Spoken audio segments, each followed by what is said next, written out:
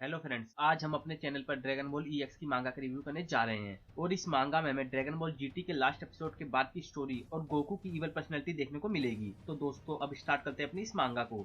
जैसा कि हमारे जी फाइटर दोस्त अपनी हर फाइट को जीतने के बाद ड्रैगन बॉल का यूज सब कुछ दोबारा ठीक करने के लिए करते थे, लेकिन इन ड्रैगन बॉल का ज्यादा यूज होने के कारण इनमें धीरे धीरे बिना किसी को सेंस हुए नेगेटिव पावर बनने लगी थी, जब तक कि इस नेगेटिव एनर्जी ने डार्क ड्रैगन को क्रिएट नहीं कर दिया और इस इवल एनर्जी के कारण 7 डार्क ड्रैगन क्रिएट हुए जो पृथ्वी के साथ साथ यूनिवर्स को भी खत्म करने के लिए रेडी थे। ये सारे इवल ड्रैगन हर एक ड्रैगन बॉल के क्रिस्टल से बने थे और गोकू एक एक करके इन सभी इवल ड्रैगन को खत्म करता गया जब तक कि वह सबसे खतरनाक 1 स्टार इवल ड्रैगन तक नहीं पहुंच गया। लेकिन 1 स्टार इवल ड्रैगन गोकू से लड़ने के लिए बाकी सभी ड्रैगन की पावर को अब्जॉर्ब कर लेता है, लेकिन गोकू तब भी उसे हरा देता है, जिससे कि अर्थ के साथ पूरा यूनिवर्स बच जाता है और इसके बाद ड्रैगन बॉल्स को दोबारा क्रिएट किया जाता है, जिसके कारण गोकू और सैनलोंग एक साथ मर्ज होकर इस दुनिया को छोड़कर गॉड की दुनिया में चले जाते हैं। इसी दौरान हम देखते हैं कामी प्लेस को, जहाँ डैन ने किसी बात से चिंता में था। उसे देख मिस्टर पोपो कहते हैं, क्या और कुछ गलत होने वाला है कामी सामा? डैंडे सीरियस होकर कहता है, नहीं मिस्टर पोपो, मैं बस इवल ड्रैगन्स के बारे में सोच रहा था और मुझे अभी भी याद है, मुझे मेरे पूर्वजों ने बहुत साल पहले बताया था कि हमारे नेमेक पे भी ऐसा टाइम आया था जब वहाँ पर अजीबोगरीब घटनाएं और स्पेस पायलट ने अटैक कर दिया था और उनके सामने जो कुछ भी आता हुआ उसे हमेशा के लिए खत्म कर देते थे, जिसके कारण हम लोग हर वक्त ड्रैगन बॉल्स का यूज करने लगे थे।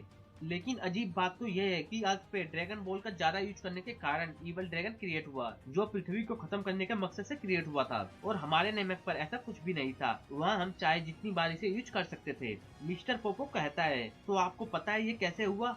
डैंडे पोपो की बात को सुनकर कहता है, मुझे अभी तक इसका रीजन नहीं पता चला कि ये कैसे हुआ और मैं उम्मीद करता हूँ गोकू तुम ठीक हो गए।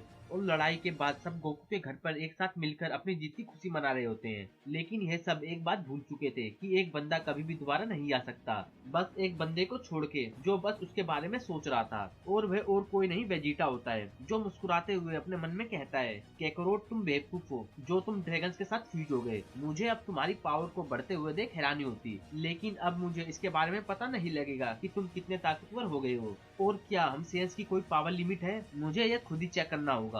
इस लिमिट को चेक करने के लिए मुझे बेमतलब में किसी एक लड़के के साथ ट्रेनिंग करनी होगी, क्योंकि पिछली बार की अकेले की ट्रेनिंग ने मुझे कोई रिजल्ट नहीं दिया। तब वह अपने चारों तरफ देखता है और ट्रंक्स से पूछता है, ट्रंक्स क्या तुम तैयार हो हमारी ट्रेनिंग के लिए? ट्रंक्स इतना सुनते ही हैरान होते हुए कहता है, क्या हमारी ट्रेनिंग? लेकिन डैड। तभी बुल्मा बीच में ही वेजिटा को टोकते हुए कहती है, वेजिटा रुको, मुझे माफ करना जो मैं तुम्हारे मैटर में बोल रही हूँ, लेकिन ट्रंक्स हमारे कॉर्पोरेशन को दोबारा बनाने में मदद करेगा, मैं ये अकेले नहीं कर सकती। तब वह गुहान से कहता है, गुहान मेरी बात सुनो, क्या तुम मेरे साथ ट्रेनिंग करना पसंद करोगे?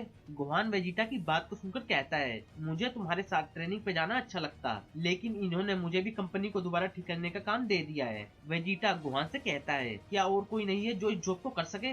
गुहान कहता है, ये हो सकता था, लेकिन इस कंपनी से मैंने पहले ही एडवांस ले लिया है और मुझे आने वाले खतरों के बारे में पता है, तब भी मुझे माफ करना वेजिटा, हम कभी और कर सकते हैं। वेजिटा गुस्सा होते हुए कहता है, चूतिया लोग। इसके कुछ देर बाद वेजिटा गोटेन के पास जाता है और उससे भी यही बात कहता है, हे गोटेन, यहाँ पे बस एक तुम ही हो जो इस समय कुछ भी नहीं कर रहा है सिवाय अपने टाइम वेस्ट के, तो क्यों नहीं तुम मेरे साथ ट्रेनिंग करने चलो? गोटेन वेजिटा की बात को सुनकर कहता है, मुझे कोई प्रॉब्लम नहीं थी मिस्टर वेजिटा, लेकिन मेरी मॉम को अकेले रहना पसंद नहीं है। तभी चीची उनकी बात को सुनकर कहती है, गोटेन तुम मेरी चिंता मत करो, तुम्हें अपनी ट्रेनिंग पे ध्यान देना चाहिए, यही मेरे लिए बड़ी बात होगी, तो इसलिए तुम्हें वेजिटा के साथ जाना चाहिए। इतना कहकर चीची अपने मन में सोचती है, मुझे उम्मीद है इसके कारण यह उस कैपिटल वाली लड़की को भूल जाएगा। गोटेन अपनी मोम की बात को सुनकर कहता है, नहीं मोम रुको। वेजिटा भी सोचते हुए कहता है, यह बुरा आइडिया नहीं था जो मैंने इसकी मोम से बात की। तब वेजिटा गोटेन की तरफ देखते हुए कहता है, तो सब डिसाइड है, मैं तुम्हारा कल कैपिटल कॉर्पोरेशन में इंतजार करूंगा। गोटेन यह बात सुनकर कहता है, ओह नो, अब मैं क्या करूं? इसके अगले दिन हम देखते हैं कैपिटल कॉर्पोरेशन को, यानी कैप्सूल कोर को, जो आधे से ज्यादा डिस्ट्रॉय हो चुका था, क्योंकि दोस्तों पृथ्वी के ड्रैगन बॉल्स गोकू के साथ किसी अदर वर्ल्ड में चले गए हैं, जिसके कारण पृथ्वी पर अभी भी बहुत सी चीजें ठीक नहीं हो पाई। गोटेन कैप्सूल कोड की तरफ आते हुए कहता है, मिस्टर वेजिटा पागल हो गए हैं, उन्हें ट्रेनिंग रखने की क्या जरूरत थी? क्या उन्हें लगता है कि अभी भी बहुत से लोग उनसे और डेढ़ से ताकतवर है? उनकी वह ट्रांसफॉर्मेशन बहुत खतरनाक थी जिसे हराना मुश्किल है। मुझे नहीं लगता कि यह ट्रेनिंग सही है, बस टाइम वेस्ट है, और मेरे हिसाब से मैं सोचता हूँ कि यह समर बीचों पर मजे लेने का है। इतने में वह कैप्सूल कोड के अंदर पहुँच जाता है, जहाँ वेजिटा उसका बहुत देर से इंतजार कर रहा होता है। गोटेन अंदर पहुँचते ही कहता है, गुड मॉर्निंग मिस्टर वेजिटा, मैं ट्रेनिंग के लिए रेडी हूँ। वेजिटा गोटेन से कहता है, वाह गोटेन तुम लेट हो, मुझे लगा तुम नहीं आओगे। गोटेन वेजिटा की बात को सुनकर कहता है, मुझे माफ करो, मुझे अपने बेड पर ज्यादा लेट हो गया। और तभी वेजिटा कहता है, जल्दी मेरे पीछे आओ, स्पेसशिप हमारा इंतजार कर रही है। गोटेन स्पेसशिप की बात को सुनकर कहता है, आपने क्या कहा? लेकिन स्पेसशिप की क्या जरूरत है मिस्टर वेजिटा? अगर हम उड़ सकते हैं तो ये खराब है, और आप मुझसे यह मत कहना। वेजिटा शिप को ढूंढते हुए कहता है, अरे यार स्पेसशिप कहाँ थी? स्पेसशिप के दिखते ही वे कहता है, तो ठीक है गोटेन, हम खराब प्लेनेट पर जा रहे हैं। तुम जानते हो हमारी ट्रेनिंग से अर्थ को नुकसान पहुंच सकता है। जिस प्लेनेट पर हम जा रहे हैं वह खाली है और यहाँ से ज्यादा दूर नहीं है, हम लोग वहाँ से 1 साल के बाद आ जाएंगे। गोटेन इतना सुनते ही हैरान होकर कहता है, क्या 1 साल? वेजिटा कहता है, हाँ 1 साल। और तुम्हारी आवाज कैसे बदल गई? अब बहाने बनाना स्टार्ट मत कर देना, हम वहाँ इससे भी ज्यादा टाइम रह सकते हैं अगर मैं चाहूँ तो। स्पेसशिप के पास पहुँचते ही गोटेन वेजिटा से कहता है, क्या हम अपना सफर इसमें पूरा करेंगे? वेजिटा कहता है, हाँ सही कहा तुमने, इस स्पेसशिप से हम अपनी ट्रिप कुछ ही घंटों में पूरी कर लेंगे। शिप के अंदर पहुंचते ही वेजिटा गोटेन से कहता है, तो ठीक है गोटेन, इस प्लेनेट को बहुत लंबे समय के लिए गुड बाय कह दो। इतने में शिप पृथ्वी से बाहर निकलकर स्पेस में पहुंच जाता है। गोटेन दोबारा वेजिटा से पूछता है, मिस्टर वेजिटा इतने लंबे टाइम तक हम खाएंगे क्या? वेजिटा कहता है, चिंता मत करो गोटेन, हमारे कैप्सूल वेयर हाउस में बहुत खाना पड़ा है। गोटेन चिल्लाते हुए कहता है, क्या कैप्सूल फूड? नहीं, उसका स्वाद बहुत भयानक है। तब हम दोबारा कामी प्लेस को देखते हैं जहाँ डेंडे रूम से बाहर निकल रहा होता है।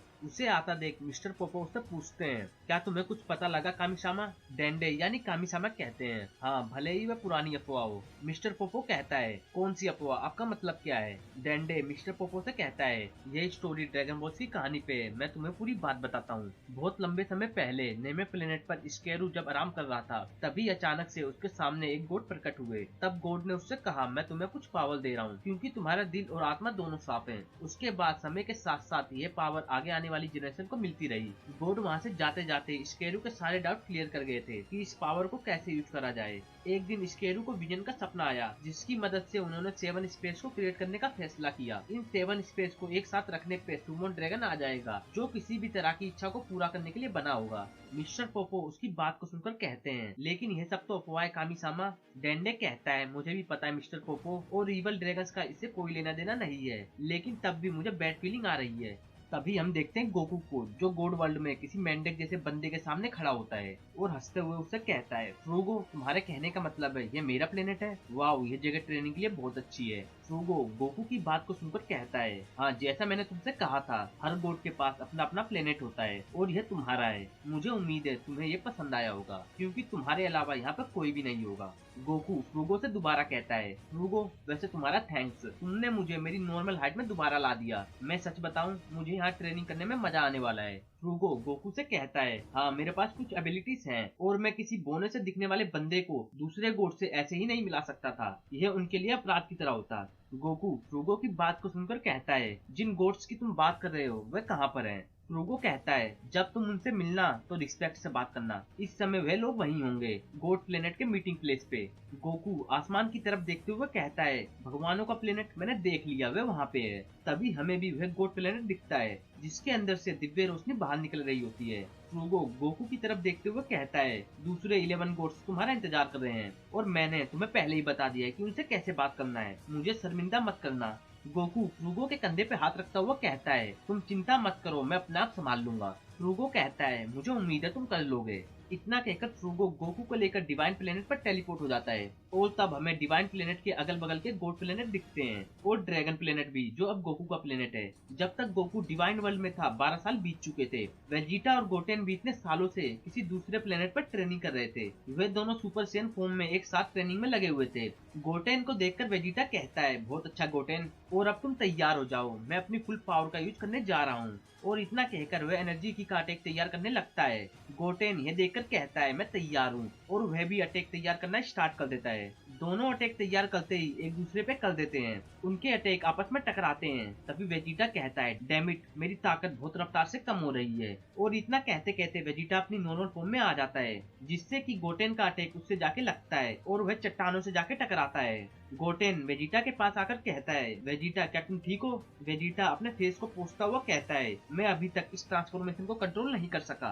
गोटेन वेजिटा की बात को सुनकर कहता है, हाँ मुझे भी लगता है, लेकिन हम यहाँ और टाइम तक रह सकते हैं जितना तुम चाहो। सच कहूँ मैंने कभी नहीं सोचा था कि मैं इस लेवल तक पहुँच सकता हूँ। मैं देखना चाहता हूँ कि मैं और कितना दूर तक जा सकता हूँ। वेजिटा कहता है, गोटेन मुझे विश्वास है हमें अर्थ को छोड़े 1 साल हो गए हैं। तभी वेजिटा हंसता हुआ कहता है, तो ठीक है हम और टाइम तक यहाँ रुकेंगे। इतना कहकर वेजिटा खड़ा हो जाता है। गोटेन उसे देखकर कहता है, वेजिटा आज का हो गया? वेजिटा, हाँ, और हमें कुछ एनर्जी इकट्ठी करनी चाहिए। हम अपनी ट्रेनिंग कल कंटिन्यू करेंगे और अब हमें शिप के पास चलना चाहिए। तो चलो। इतना कहकर वेजिटा शिप की तरफ निकल पड़ता है। गोटेन हाँ में जवाब देते हुए शिप की तरफ निकल पड़ता है। तब वह रास्ते में कहता है, मैंने नोटिस नहीं किया लेकिन वेजिटा तुम्हारे बाल दोबारा बड़े हो गए। वेजिटा कहता है, हाँ सही कहा, मुझे पता नहीं कि मैं इन्हें कब काटने की सोचूंगा। और हाँ दोस्तों, मुझे जहाँ तक पता है सेयंस के बाल कटने के बाद दोबारा नहीं उगते, लेकिन इस मांगा में थोड़ा डिफरेंट है। गोटेन के पास इंसानों का डीएनए है, तो क्या पता उसके बाल कटने के बाद बड़े हो जाएं। लेकिन यहाँ तो वेजिटा भी अपने बालों के बारे में बात कर रहा है। इसी दौरान हम देखते हैं ड्रैगन प्लेनेट को, जहाँ गोकू एक चट्टान पर बैठकर कुछ सोच रहा होता है। तभी फ्रूगो वहाँ टेलीपोर्ट होके आ जाता है और गोकू से कहता है, गोकू हम सभी तुम्हारा इंतजार कर रहे हैं। गोकू फ्रूगो से कहता है, मुझे माफ करना फ्रूगो, मैं आज की मीटिंग के बारे में पूरी तरह से भूल गया था। और इतने में ही गोकू के दिमाग से कोई रोशनी टकरा के बाहर निकलती है, जिसके कारण गोकू अपने सर को पकड़कर चिल्लाने लगता है और उसकी आंखें भी अलग तरह की होने लगती है। फ्रूगो गोकू को ऐसा देखकर कहता है, हे गोकू बात क्या है, क्या तुम ठीक हो? तभी हमें गोकू का इवल फेस दिखता है, जिसकी आंखों के अगल बगल ब्लैक निशान आ जाता है और वह अपनी इवल हंसी से हंसता हुआ कहता है, आखिरकार मैं आजाद हो गया और हेलो फ्रूगो, बहुत लंबे समय बाद। तभी फ्रूगो डरा हुआ कहता है, ऐसा नहीं हो सकता, ये आवाज तो उसकी तरह लग रही है। तभी इवल गोकू फ्रूगो को पकड़ते हुए कहता है, तुम्हें डर लग रहा है श्रापित गद्दार, अब तुम देखना मैं क्या क्या कर सकता हूँ। फ्रूगो डरा डरा कहता है, मुझे जाने दो। इवल गोकू फ्रूगो से एक थैली की पोटली लेते हुए कहता है, मैं इसे ले रहा हूँ, बुरा मत मानना। और इतना कहकर इवल गोकू फ्रूगो को अपनी पूरी ताकत से चट्टान की तरफ फेंकते हुए कहता है, अब जा और हमेशा के लिए सो जा।